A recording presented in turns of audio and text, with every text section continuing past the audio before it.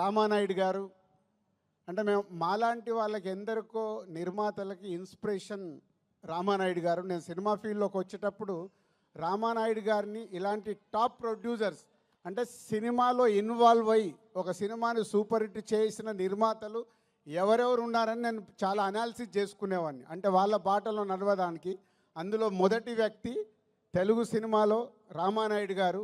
మేము చూసిన వారు దాంట్లో ఒక నిర్మాతగా రామానాయుడు గారు చరిత్ర సృష్టించారు. ఇండియాలోనే టాప్ నంబర్ ఆఫ్ ఫిలిమ్స్ తీసిన నిర్మాతగా గిన్నీస్ బుక్లోకి ఎక్కారు. సో వారి తర్వాత వెంకటేష్ గారు సినిమా ఇండస్ట్రీలోకి హీరోగా వచ్చినప్పుడు మేము మా నర్సింగ్పల్లి మా ఊర్లో ఉన్నాం.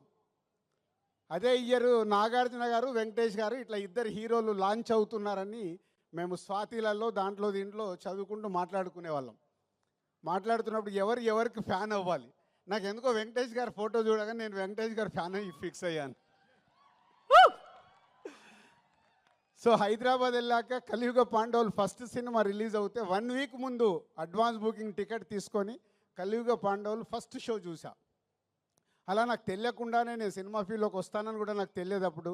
కానీ వెంకటేష్ గారి ఫోటో చూసి నేను ఫ్యాన్ అయ్యి కంటిన్యూ అయ్యాను. సినిమా ఫీల్డ్లోకి వచ్చిన తర్వాత మళ్ళీ పవర్ స్టార్ పవన్ కళ్యాణ్ గారికి కనెక్ట్ అయ్యా. సో వారిద్దరు నా అభిమాన హీరోలు. సో రామానాయుడు గారి కుటుంబంలో నుంచి ప్రొడ్యూసర్ తనయుడుగా సినిమా ఇండస్ట్రీలోకి వచ్చి నేను 30 ఇయర్స్ అయింది. అందరి హీరోలతో పనిచేశాను. వెంకటేష్ గారు షూటింగ్లో ఉంటే ప్రొడ్యూసర్కి లొకేషన్లో ఉండాల్సిన అవసరం లేదు.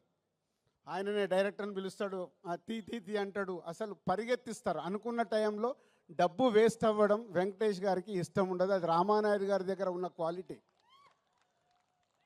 సో అందుకే వెంకటేష్ గారితో సినిమా తీయటానికి ఎప్పుడు ప్రతి నిర్మాత రెడీగా ఉంటారు. దాంట్లో మేము ముందుంటాం. 4 సినిమాలు కంప్లీట్ అయినాయి. Thank you sir, thank you very much.